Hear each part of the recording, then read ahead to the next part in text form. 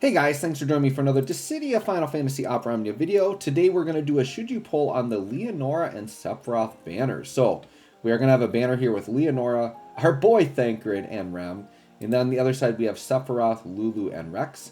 So, I'm going to talk about first if there are any spheres you need to look out for that are very good that you'd want to hold on to for upgrading or refining. So, EXs that you'd want to hold on to refine into spheres.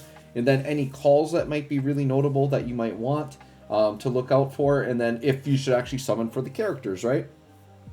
So right off the bat, I don't think any call here is worth just right out summoning for. Lulu's is notable for like the fire enchant, but in terms of other calls here, and then Rem is good just because it's got healing on it, but they're not like chase worthy types of calls, right? So just know, you know, if you get Realm LD, or sorry, I'm used to saying Realm because we're talking about her a lot lately, but Rem, you get Rem's LD, or you get Lulu LD, like there could be some use. Like Rex has some okay stuff on it. It's got like some damage reduction, some stats, but none of these are like calls that I like really think about. Like, oh yeah, I wish I had that call on, right?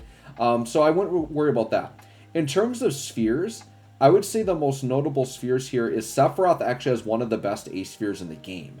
So if you are going in on this banner, any extra Sephiroth EXs are actually like huge Ws. And I actually really need more Sephiroth spheres, but I personally, even like, I would never recommend you summon just for a sphere. So I need nothing on this banner. So as much as I want more Sephiroth EXs, like I can't justify summoning here just for the EXs to get more spheres, right? But just know that if you do decide to go in on this banner, extra Sephiroth EXs are very much worth going in on because they are attack max brave combos, and all it requires you to be at max HP during the last wave. Well, most hard fights are one wave, so you just get it for free because you're at HP and it's considered the last wave if it's the first and only wave. So Sephiroth is one of the best A spheres in the game because everybody literally can trigger it, and you're getting attack max brave, which is a great combo. Over here, yeah, in terms of spheres, nothing we really need here. Although I'll say Thancred's actually, the one good thing about my boy Thancred, his sphere actually is pretty solid because he has an E sphere that will add a poison onto the enemies. So like just, it can add utility to a character, but Thancred I believe specifically is for weakness damage. So not any character can use it, but if you have a weakness damage character with an E slot, Thancred Sphere would allow you to add poison to that character. So sure, Thancred you could hold on to, but definitely not like worth chasing, right? Now, should you pull on these banners? I'll just flat out say that none of these side characters are worth pulling for like on their own, right? And even though Rex and Rem are BT characters, I've talked about this before, I have to treat them LD only on this should you pull because their BTs and FRs will not be here. So Rex, you know, he's a quote unquote pseudo tank. Like they build the tank, they build his kit like he's supposed to be a tank, but he doesn't do any of the tanking stuff well enough, not like you'd want to. And when he first dropped, he actually was much better as a damage dealer. His damage definitely has fallen off, but if you have his full kit, he can still do good damage, but there's been too much power creep to the point where I don't think Rex is really worth it at all. And especially here because you don't even have access to the FRBT, which you're going to need for him to be really good. Lulu, unfortunately, has always been very trash in the game, and it's unfortunate because I think I really like Lulu, and I think there's a lot of Lulu fans out there that want her to be good. So we're all praying for a really amazing BTFR for her in the future. I do not believe to this day she's gotten one yet. Could be wrong on that, but I'm pretty sure she has not. And then we have Sephiroth. Sephiroth for a while was one of the better damage dealers in the game. My perspective on damage dealers has really kind of changed a little bit because I already was to the point where it's very hard for me to recommend a damage dealer that's mainly just damage. But even now, like playing with Ignis has just given me almost a new perspective where it's like, dude, Ignis is doing so much damage while being a support and having all the utility. I don't know if I could recommend any damage dealer that's just damage, even if they're top tier, because when you could, like, would you rather have Sephiroth, which, sure, he has a gold debuff, and his BT effect is really cool. Like, he does have a really cool BT effect, I'll say that right now, where it's always putting enemies brave down to 1. It's a really good cheese type of BT effect. But outside of that, Sephiroth is basically damage, and he has been power crept. Like, he's not the best damage dealer in the game. So would I rather have a character that's just damage, or would I have a character that can do just as much, if not more damage, while supporting, having an insane FR effect, having all the things that Ignis does, right? So it's like someone like Ignis is just so much more valuable than Sephiroth. And I would say if you're looking for a damage dealer, just get Ignis because he's filling that role really well right now. And you don't need that. And I think Sephiroth, a character like him, he's just going to continue to fall off a cliff like very quickly, because all that's going to happen, especially with global moving faster, you know, before you know it, we're going to have Amaranth, we're going to have Rufus, we're going to have like crazy damage, and Sephiroth is just going to get kind of left in the dust until he gets another rework. So I think right now, honestly, it's just not his time. And I think for a lot of players, this banner is a non-factor anyways, because Sephiroth, very popular character, has been very good in this game at several points. Veterans already got this guy, right? So if you're a newer player, I really don't recommend you jump in here because you should grab a character like Ignis much before you would grab this character, right? And after using Ignis more, like I know we still have some more characters, but I think easily, hands down, Ignis is the best character this month, like for sure. Even though RCL is going to be really good, right? Like there's some other, like Cisne is going to be really nice. There's really nice characters on the horizon. But the more I use Iggy, like I realize even more how crazy he is because he does literally everything. Sorry, and this isn't another should you pull on Ignis, but I need him there as a comparison point. And I can't really justify any reason to go on Sephiroth here. Other than if he's a favorite and you enjoy using him, he's going to be able to do enough damage, right?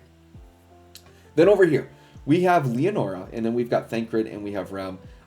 You know, other than Thancred being the secret best character in the game nobody knows about, you can just leave him alone. If you get Thancred, you're going to be too good. So there's no point in getting him because then you won't even have to play the game. So yeah, just skip on Thancred. He's too good. Just ignore him.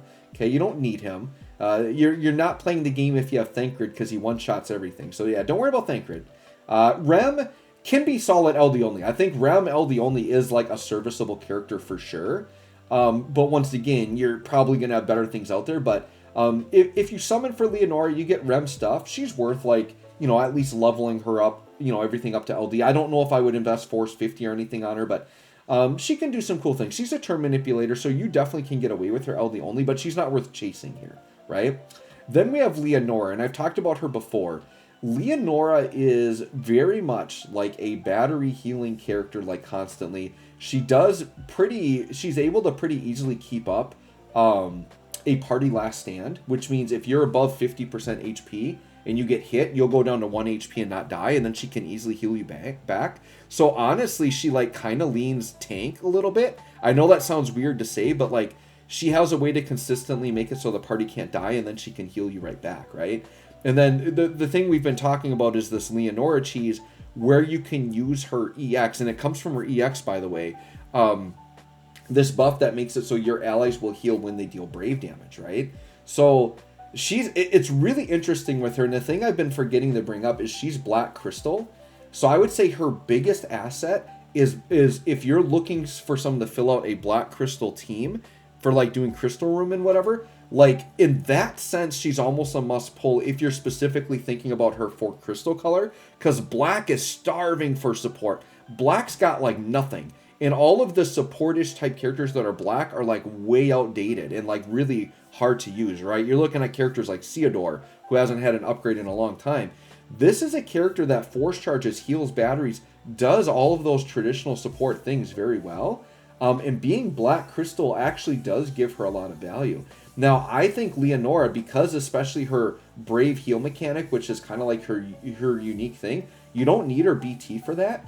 I think she's actually a really nice budget pickup if you're sitting on a bunch of tickets and you just want to ticket her to FR. Like, she's pretty good. And the other thing I forgot to mention about Ignis is also very good FR only. I would say if you have Ignis FR only without the BT, just consider him as a support unit and not a DPS. But if you get the BT, then you get that DPS with him, right? So in general, right, I would say for the average player, I still don't think Leonora is a must pull in general. I think she actually is skippable. I know being that she's a brand new character, like for a veteran like me that has like a ton of characters, she's very tempting because she's just a new character and a new character to use. And I do think for Black Crystal is the only room I haven't done anything with yet. And Leonora for me is almost a must because I want to use her to help do Crystal quests for Black. So once again, if Black Crystal quest is a priority for you, I think you do need to grab her, to be honest. But if you don't care about Crystal Room and like, or maybe you've already done your Black Crystal and you got by just fine, it's fine. It's interesting too, because like the crystals do, the colors do kind of a theme to it. And the reason why Black lacks supports is because it's primarily like a lot of tanks and like damage units, right? It's kind of like the theme of Black. Leonora is kind of creative in the way that she does kind of fit the tank a little bit, because like I said, she gives you the last stand, and then healing on brave hits, it just combos with like how tanks work. Like she's gonna work well with tanks because you have her EX effect up, right?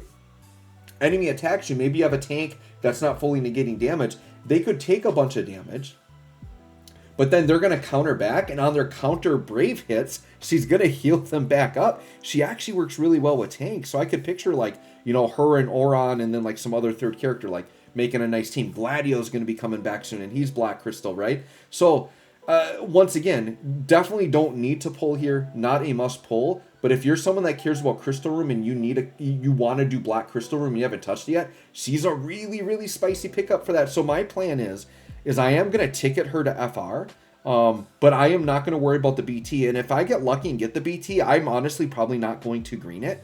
It's got good auras on it, but she doesn't get like any crazy extra follow-ups or anything from it. Like in her base kit, she gets follow-ups already, and she has an overhead kind of similar to Aerith, where like she stores values that you heal, and then some of her attacks, including this follow-up attack, will deal damage scaled off of the overhead. So Leonora, definitely a nice character. The only reason that I'm not like shouting that everybody has to get her is because I think Ignis is better, and I think Arciela might be a nicer pickup as well. But like I said, for Black Crystal, like she is it. Like she's what you want.